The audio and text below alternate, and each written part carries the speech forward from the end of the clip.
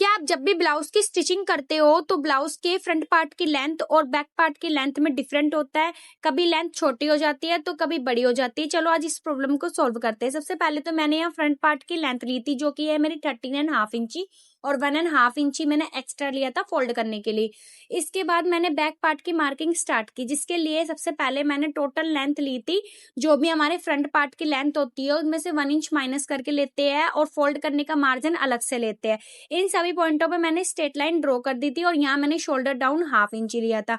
उसके बाद मैंने लिया शोल्डर डिवाइडेड बाय 2, जो भी आपका है उसको डिवाइडेड बाय 2 करके लेना। उसके बाद मैंने यहाँ पर जितना भी आपका आर्म होल है उसको डिवाइडेड बाय 2 करके मार्किंग की। उसके बाद मैंने उसका सेंटर पॉइंट लेके वहां पर लिया बैक क्रॉस डिवाइडेड बाय 2 और ये लाइन मेरी क्रॉस में गई थी। उसके बाद हमें यहाँ पर मार्किंग करनी है अपनी फिटिंग की, जिसमें मैंने लिया bust size divided by 4। Waist वाली लाइन पे लिया मैंने waist size divided by 4 plus 1 inch, क्योंकि मुझे 1/2 इंच की यहाँ पर डार्ट देनी थी। इसके बाद मैंने यहाँ लूजिंग की मार्किंग कर दी थी। मैंने यहाँ पर 2 इंची की लूजिंग लिया था और उस पर भी स्ट्रेट लाइन ड्रॉ कर दी थी। उसके बाद हमें डार्ट की मार्किंग करनी है। जो भी हमने वेस्ट साइज लिया था उसका सेंटर पॉइंट लेके और उस डार्ट डाल दी थी। डार्ट की एग्जैक्ट लेंथ जो भी आपका एपेक्स पॉइंट होता है उसमें से आप 1 इंच माइनस करके यानी कि ऊपर की तरफ जाके फिर अपनी लेंथ ले सकते हो। उसके बाद मैंने नेक ब्रॉड लिया 3 इंची, नेक लेंथ लिया 7.5 इंची। उसके बाद इन सब पर मैंने स्ट्रेट लाइन ड्रॉ कर दी थी। उसके बाद यहाँ मेरे को राउंड शेप देनी थी तो मैंने राउंड शेप दे दिया। नेक में आप कोई भी शेप दे सकते हो। उसके बाद मैंने आर्मोल की शेप दी।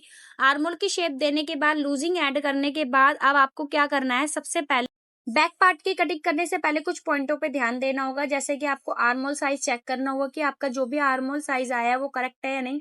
उसके बाद आप फ्रंट पार्ट को इस तरह से रखोगे और मेजर करोगे कि आपका फ्रंट पार्ट की लेंथ और बैक पार्ट की लेंथ में कितनी डिफरेंस है। यहाँ की मेरी 1/2 इंची की डिफरेंस थी तो मैंने इस 1/2 इंची को माइनस किया अपनी फ्रंट पार्ट में। अब मेरा बैक पार्ट और फ्रंट पार्ट इक्वल होगा। जब भी मैं स्टिच करूंगी तो मुझे इसकी लेंथ में कोई डिफरेंस नहीं मिलेगा। आप भी इस तरह से अपना फ्रंट पार्ट और बैक पार्ट को चेक करके फिर ही कटिंग करना। इस तरह से आप फ्रंट पार्ट और बैक पार्ट की लेंथ में डिफरेंस को कम कर सकते हो। वीडियो अच्छी लगी तो लाइक करना, चैनल पर नए तो सब्सक्राइब करना।